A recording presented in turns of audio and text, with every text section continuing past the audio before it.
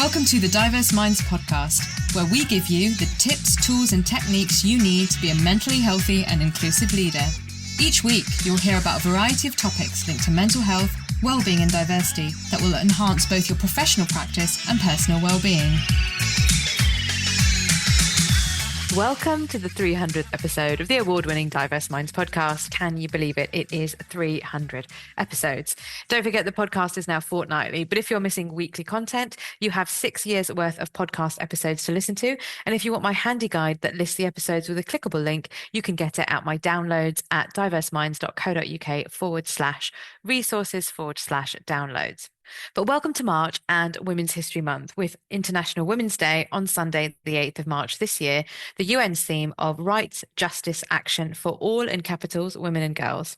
This theme calls for action to dismantle all barriers to equal justice, discriminatory laws, weak legal protections, and harmful practices and social norms that erode the rights of women and girls. You may also see the IWD.com theme of Give to Gain, all about gaining advancement for women and girls. Sadly, workplaces still have a long way to go, and I've discussed this over the years in many podcast episodes, including episode 29, Intersectionality and International Women's Day, episode 61, The Challenge of Women's Wellbeing at Work During COVID-19, and some of that has had legacies, episode 216, Telling the Stories of African Women with Mukelwa Shlatshlayo, episode 238, Shake Up Your Women's Network, episode 275, Women's Mental Load at Work, episode 274, Accelerate Action for All Women.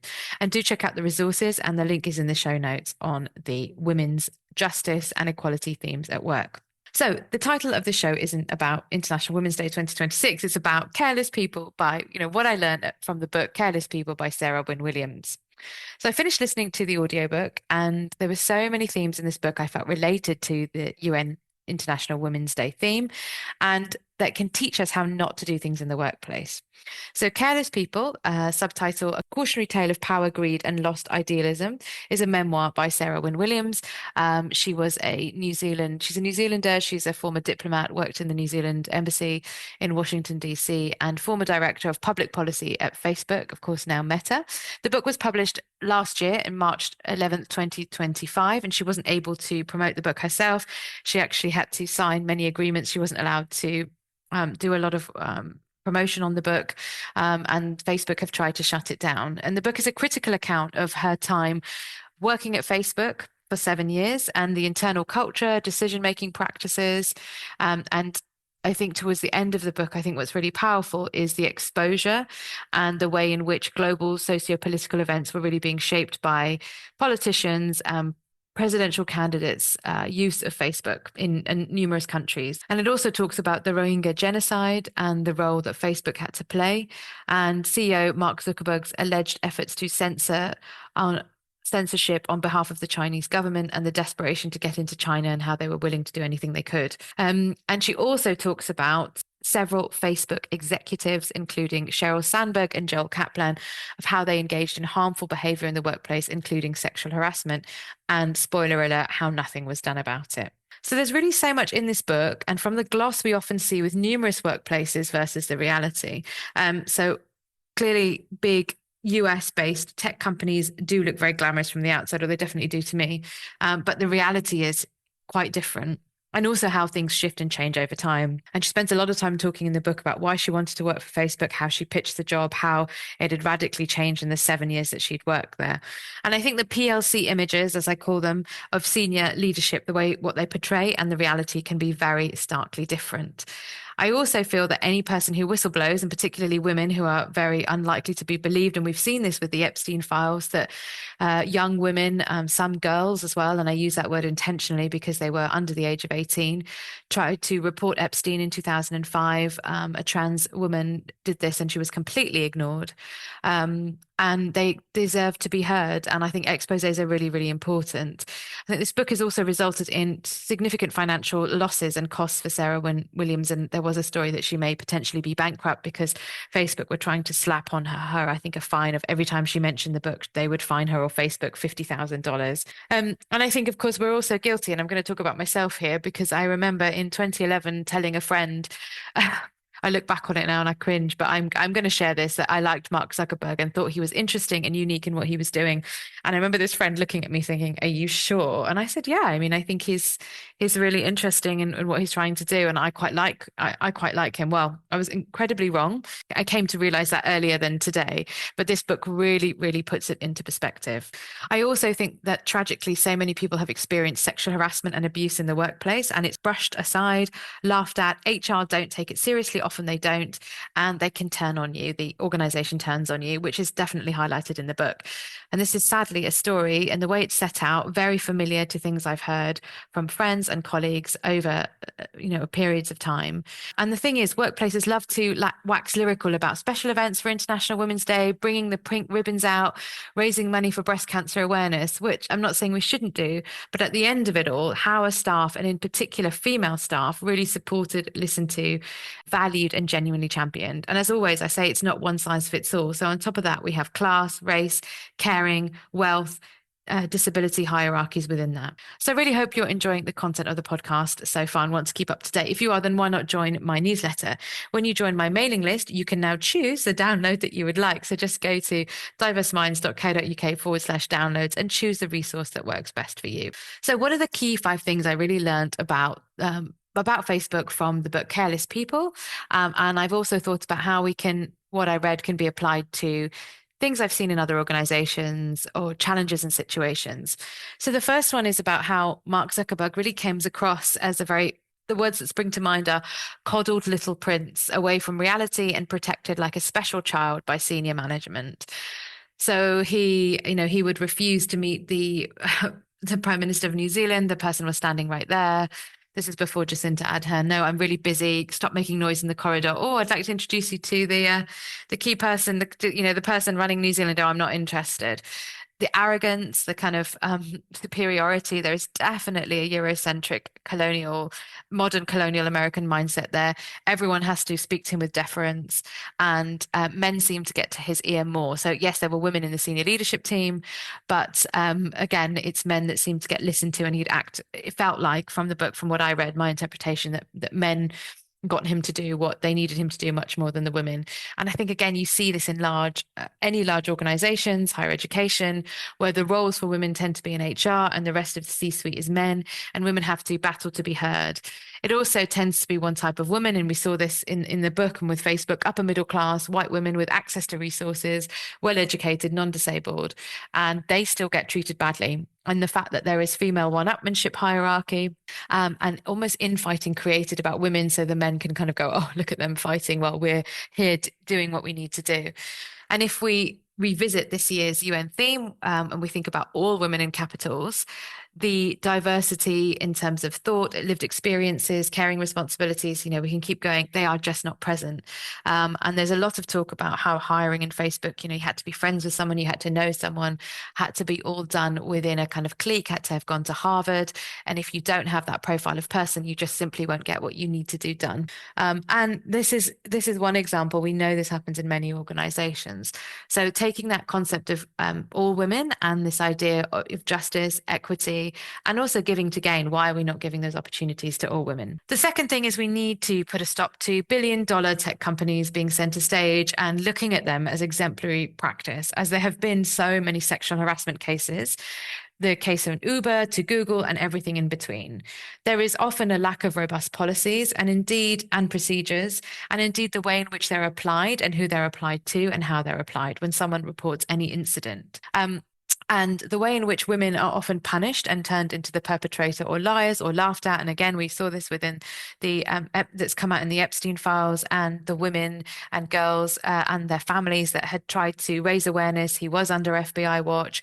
He was put in this prison to work program, him being Jeffrey Epstein, and was allowed to walk around on Palm Beach seafront, coastal front for exercise. And many, many young women and girls were abused during that time. So the fact that that it's not taken seriously enough. And I think it doesn't matter what the incident is in terms of how quote unquote small it might seem. I don't think any incident of sexual harassment and abuse is small.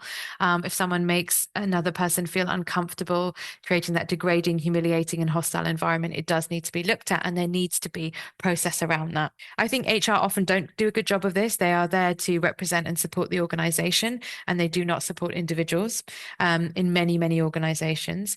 And I would say, look at your policies, look at your procedures, how they are applied. Are they applied fairly and equally?